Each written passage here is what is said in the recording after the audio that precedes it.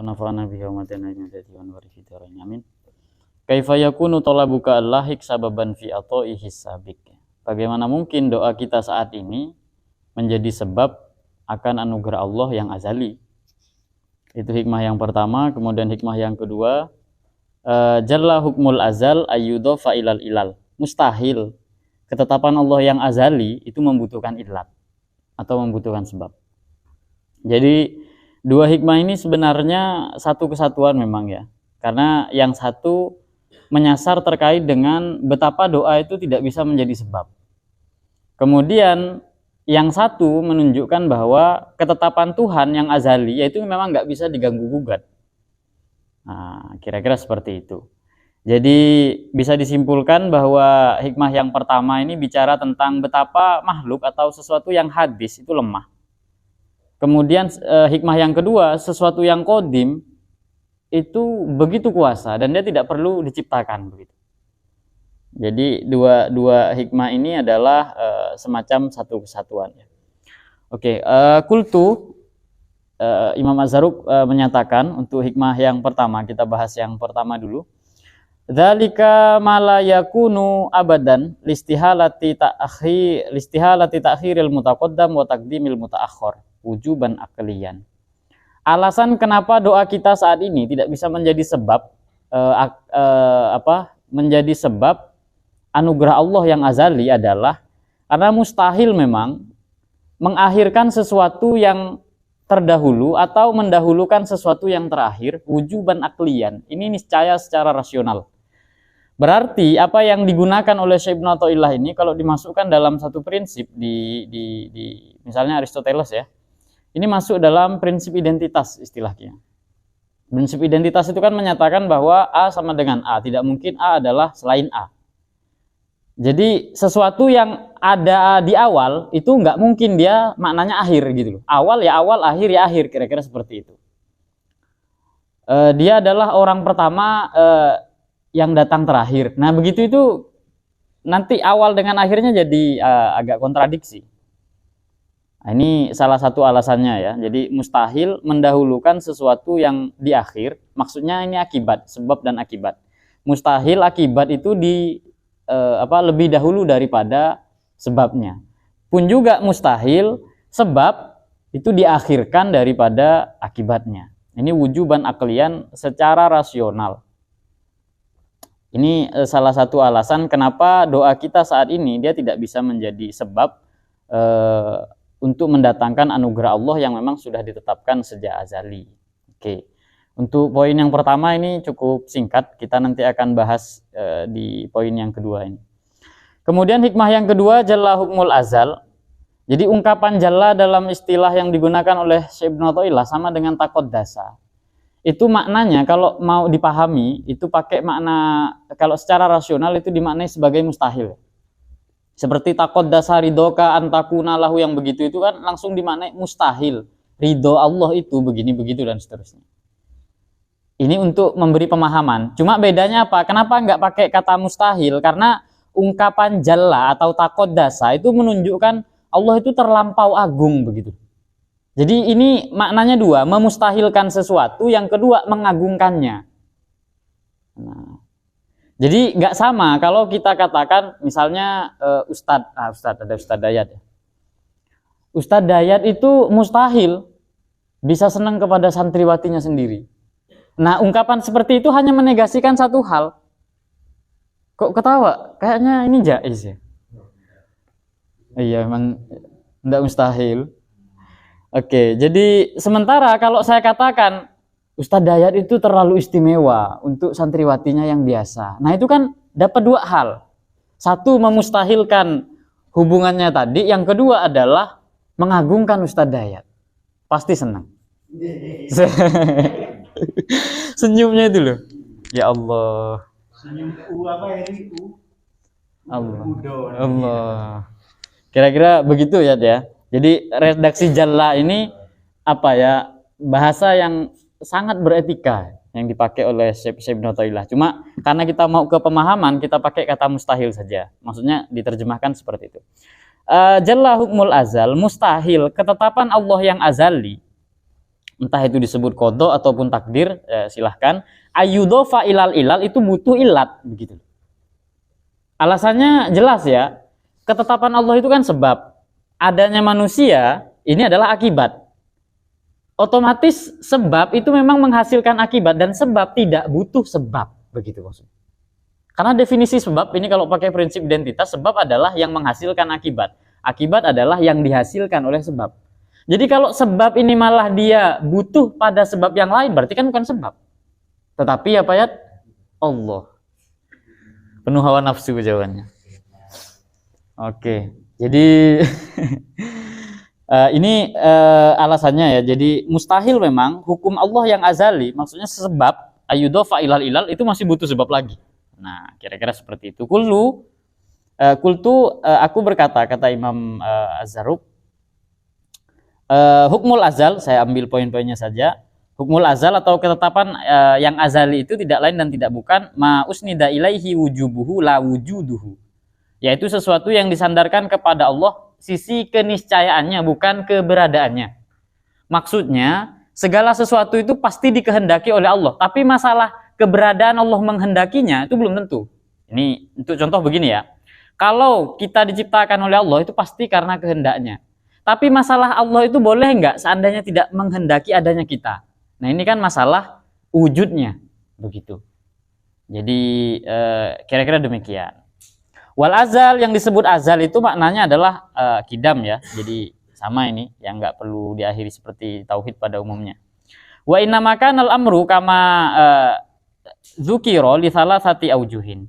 Jadi kenapa kok bisa seperti ini? Beliau menyebutkan ada 3 alasan. Jadi kenapa kok hukmul azal itu jalla, terlalu agung, ayyudhofa ilal ilal. Alasannya adalah yang pertama, ahaduha anna min syartil illah antakuna sabiqatan lil ma'lul abadan. Nah, ini pakai prinsip rasional beliau jawab ini. Karena syarat dari ilat adalah dia harus ada lebih dulu daripada maklul. Wal hukmu sabikun. Sementara ketetapan Allah itu adalah sabik, sesuatu yang azali. Ini alasan yang pertama. Jadi setiap sebab pasti mendahului akibat. Sementara hukumnya Allah atau ketetapan dari Allah ini adalah sebab. Maka tidak mungkin di atas sebab itu masih ada sebab yang lain. Alasan yang pertama. Maka fala illata lahu. Asani yang kedua, annal illah taqtadi wujubas syai' li dzatiha. Kenapa kok yang ini sekarang kita bicara masalah ilat ya? Jadi karena nggak sama antara sabab dengan ilat. Kalau ilat itu sesuatu yang terjadi begitu saja, secara otomatis istilahnya. Ini dikatakan ilat itu meniscayakan wujubas syai', keniscayaan sesuatu lidzatiha secara esensial. Wa qad shahha bil burhan, ini redaksinya agak kurang pas di kitab saya. Karena di sini tulisannya ro, ba sama ha. Yang betul kayaknya burhan. Wa qad shahha bil burhan, karena secara rasional sudah bisa dibuktikan bahwa annal asya wajibatun bi ijabil haqqi ta'ala duna zaidin. Segala sesuatu itu dia ada, dia nyata atau bahkan dia niscaya itu tidak lain dan tidak bukan karena ketetapan oleh Allah Ta'ala, bukan yang lain. Jadi bukan alasan yang lain. Duna zaidin, bukan karena alasan yang lain. Wa in kanat la tahlu an hikamihi fi wujudiha, sekalipun dalam apa yang ditetapkan oleh Allah itu pasti ada hikmahnya. Ada hikmah di baliknya. Jadi salah satu alasan kenapa setiap penciptaan ada hikmahnya, karena Allah itu maha alim. Begitu. Makanya kalau kita mau meneliti apapun yang diciptakan oleh Allah, pasti ada nuansa ilmunya. Karena yang menciptakan orang alim. Adalah zat yang maha alim. Itu alasan yang kedua. Yang ketiga, annal haqqa ta'ala fa'ilun bil ikhtiyar. Nah ini. Allah itu adalah pencipta yang berkehendak. Nah, wa iqaful umur ala ilaliha yanfidalika. Sementara kalau sesuatu digantungkan kepada ilat, itu akan meniscayakan atau meniskalakan, menegasikan fa'ilun bil ikhtiyar.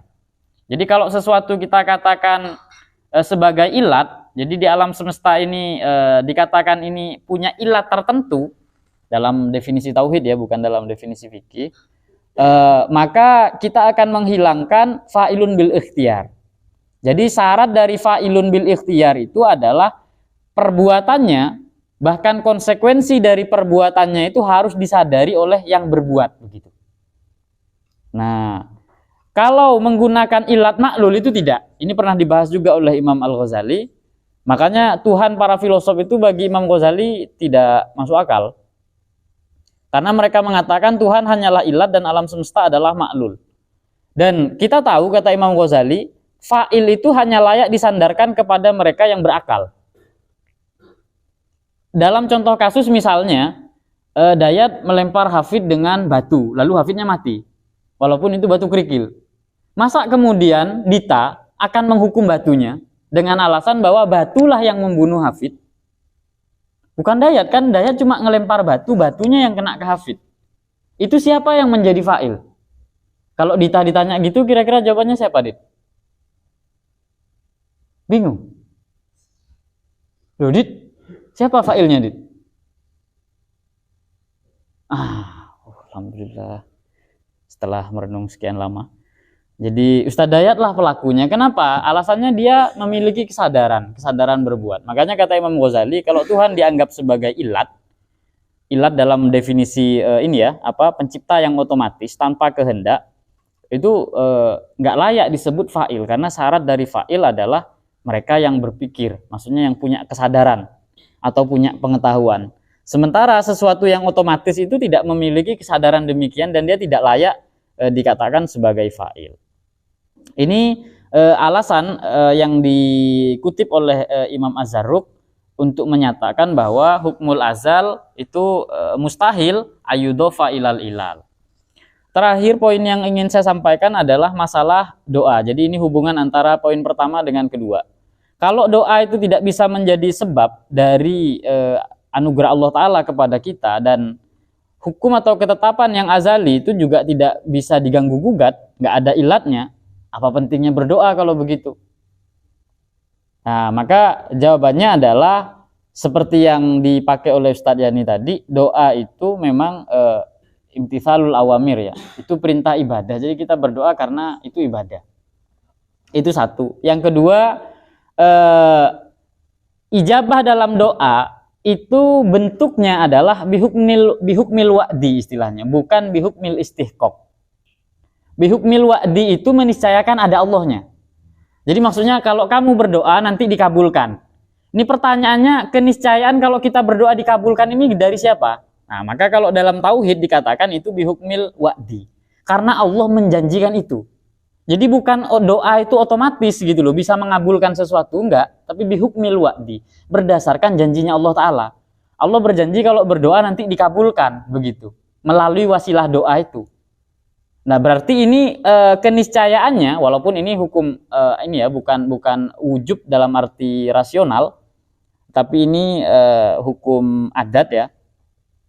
Jadi doa bisa membuat diijabah itu tidak lain dan tidak bukan bihukmil wa'di, bukan bihukmil istihqaq. Kalau bihukmil istihqaq itu memang setiap yang berdoa, entah Allah mau atau tidak, pasti nanti terkabulkan, begitu. Itu namanya bihukmil istihqaq. Dalam pandangan ulama ahlu sunnah kan posisinya kira-kira seperti itu. Maka dengan cara memahami seperti ini, sekalipun kita tahu dalam akidah dikatakan bahwa doa itu memang tidak bisa menyebabkan apapun, tidak bisa mengijabahi apapun, tapi kita tidak akan meremehkannya. Kenapa? Karena Allah mengagungkan satu ritual bernama doa. Karena Allah mengagungkan itu, dan kita diperintahkan untuk melakukannya. Makanya untuk yang terakhir, penting saya pikir direnungi apa yang dikatakan oleh Syekh Ibnu Athaillah dalam poin terakhir di teks di munajat beliau. Beliau katakan, Ilahi kaifa azimu wa antal qahir wa kaifa la azimu wa antal amir. Ya Allah, bagaimana mungkin saya akan katakan saya bertekad atau bersungguh-sungguh. Wa antal qahir, sementara engkau adalah zat yang maha qahir, yang maha otoriter. Punya kekuasaan mutlak, nggak bisa diganggu gugat sama sekali. Kita doa juga kalau Allah nggak mau, nggak terjadi. Bagaimana mungkin saya bisa mengatakan azimu, saya betul-betul serius, concern misalnya. Tetapi wa kaifa la azimu wa antal amir, bagaimana mungkin saya tidak mengatakan saya bersungguh-sungguh, ya Allah, begitu. Wa antal amir, karena ini diperintah oleh Allah Ta'ala. Nah, jadi munajat ini tidak lain dan tidak bukan untuk membuat kita itu nggak salah, ya, nggak salah dalam azimu dan la azimu. Kalau kita azimu li'annaka amir, karena Allah lah yang memerintahkan, maka kita harus bahasa yang mungkin lebih bisa dipahami itu ngotot ya. Tapi saya nggak bisa ngotot itu gara-gara wa antal qahir. Kita sadar bahwa apa yang kita lakukan itu ternyata nggak akan ngefek apa-apa begitu. Jadi ini pemahaman apa namanya? Pemahamannya dari kaifa azimu wa antal qahir wa kaifa la azimu wa antal amir adalah ya ana azimu li annaka amir wa ana la azimu li annaka qahir. Jadi kita perlu tahu di mana waktu ngegas dan waktu ngeremin. Waktu ngegas itu ya karena Allah amir, waktu kita ngerem itu ya karena Allah qahir. Kita tahu betul ada batas-batas tertentu yang tidak mungkin bisa kita lampaui. Terakhir sebagai sebuah kesimpulan betapa kemudian doa itu memang tidak bisa menyebabkan sesuatu ya. Ini sebenarnya di dimensi akidah dan pernah saya sampaikan. Doa itu loh kita yang melakukan. Bagaimana mungkin nanti doa itu yang memberi kita gitu loh maksudnya. Untuk adanya doa itu kan kita yang melisankan. Bagaimana mungkin sesuatu yang lemah itu kemudian menjadi penguat bagi kita. Bahwa nanti doa itu bisa memberi kita. Kan nggak mungkin dari doa itu sendiri. Pasti ada zat yang membuat doa itu bisa sedemikian hebat. Yang itu kita namai sebagai Tuhan. Makanya Nabi pernah bersabda, la yaruddul qadha illa bidu'a. Bahwa ketetapan itu masih bisa atau masih memungkinkan dirubah berdasarkan doa. Jadi untuk menunjukkan betapa agungnya doa. Jadi sekali lagi dia bukan secara esensial itu istimewa doa itu, tapi tidak lain dan tidak bukan karena perkenan Allah lah kepada doa sehingga doa bisa seistimewa itu. Mungkin demikian yang bisa saya sampaikan, kurang lebihnya maaf. Wallahu a'lam bishawab.